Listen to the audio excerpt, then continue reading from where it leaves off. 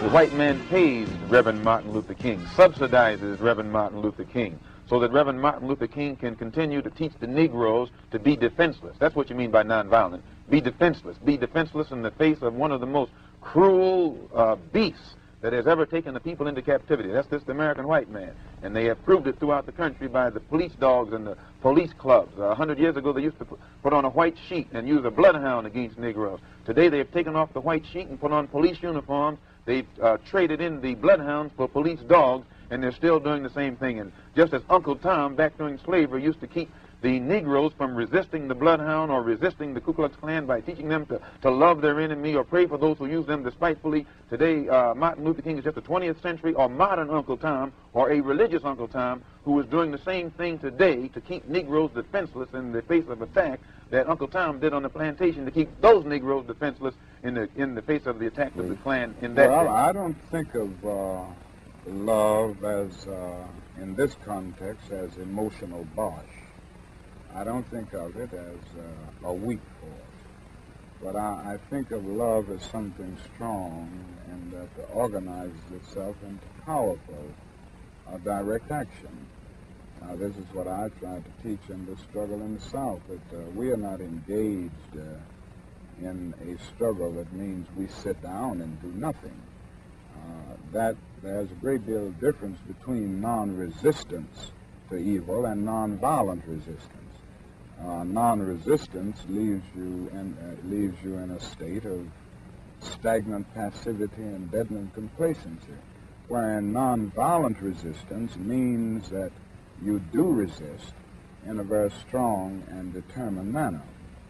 And I think some of the criticisms of nonviolence, or some of the critics, fail to realize that we are talking about something very strong, and they confuse non-resistance with nonviolence. The goal of Dr. Martin Luther King is to give Negroes a chance to sit in a segregated restaurant beside the same white man who had brutalized them for 400 years. The goal of Dr. Martin Luther King is to get Negroes to forgive the people who have brutalized them for 400 years by lulling them to sleep and making them forgetting what those whites have done to them. But the masses of black people in America today don't go for what Martin Luther King is putting down. As you said in one of your articles, it's psychologically insecure, or something of that sort. I forget how you put it. But you didn't endorse what Martin Luther King was doing yourself. I do not reject his goals of full integration and full equality rights for American citizens. Do you reject these goals? If you don't think that he's walking on the right road, I'm quite sure you don't agree that he'll get to the right place. And if you would classify his method as psychologically unrealistic, I think that if a man's method is psychologically unrealistic, which means the road or the means or the method that he's using, I think as a psychologist, you'd be very doubtful that he would reach the right. If anyone has ever lived with a nonviolent movement in the South, from Montgomery on through the Freedom Rides and through the sit-in movement and the recent Birmingham movement, and see the reactions of many of the extremists and reactionaries in the white community, he wouldn't say that this movement makes, or this philosophy makes them comfortable. I think it arouses a sense of shame within them often, in many instances. I think it does something to touch the conscience and establish a sense of guilt. Now, so often people respond to guilt by engaging more in the guilt-evoking act in an attempt to drown the sense of guilt. But this approach certainly doesn't make the white man feel comfortable. I think it does the other thing, conscience, and it disturbs this sense of contentment. Nothing will they ever do. They will always talk it, but they won't practice it. And with the Supreme Court, if the NAACP can tell me that they want a desegregation decision for me 10 years ago, but yet the schools haven't been desegregated, as I say, this is a victory with no victory. It's a victory that you can talk about, but it's a victory you can't show me. So if you represent the NAACP and you're telling me about this great victory you won for me, when I look at you, I have to conclude that either you have been duped yourself or else you are trying to dupe me.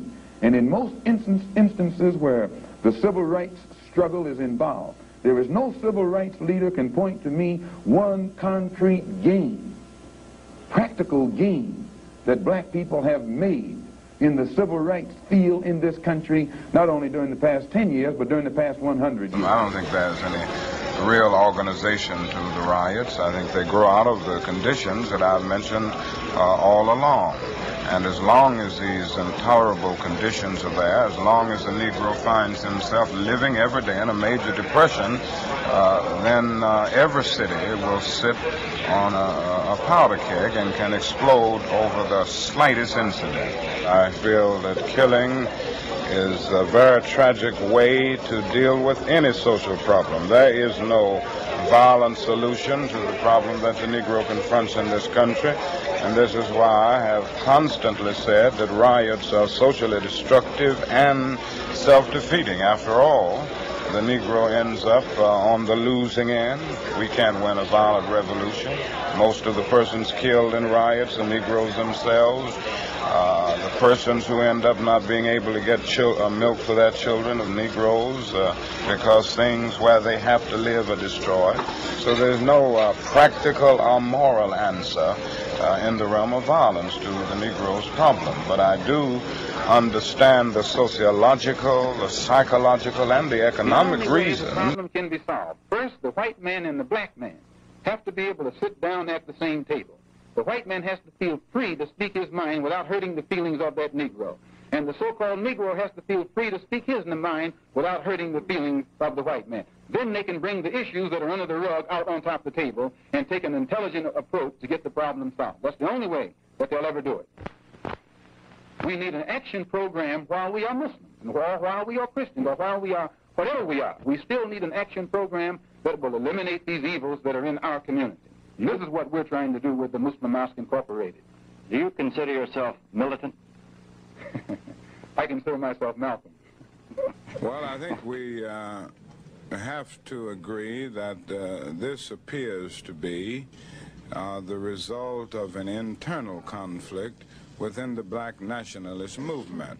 So I think the first thing that needs to be done is for a conference of goodwill to take place between black nationalist leaders. This was why I suggested a few days ago that the followers of the late Malcolm X and the followers of Elijah Muhammad should sit down at the peace table together, so to speak, and discuss this problem and try to reach some understanding.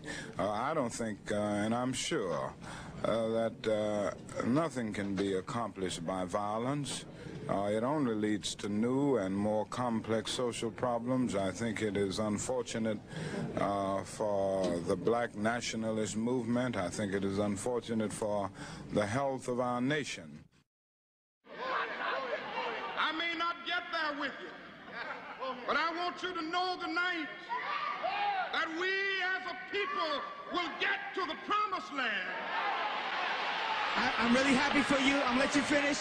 But Beyonce had one of the best videos of all time.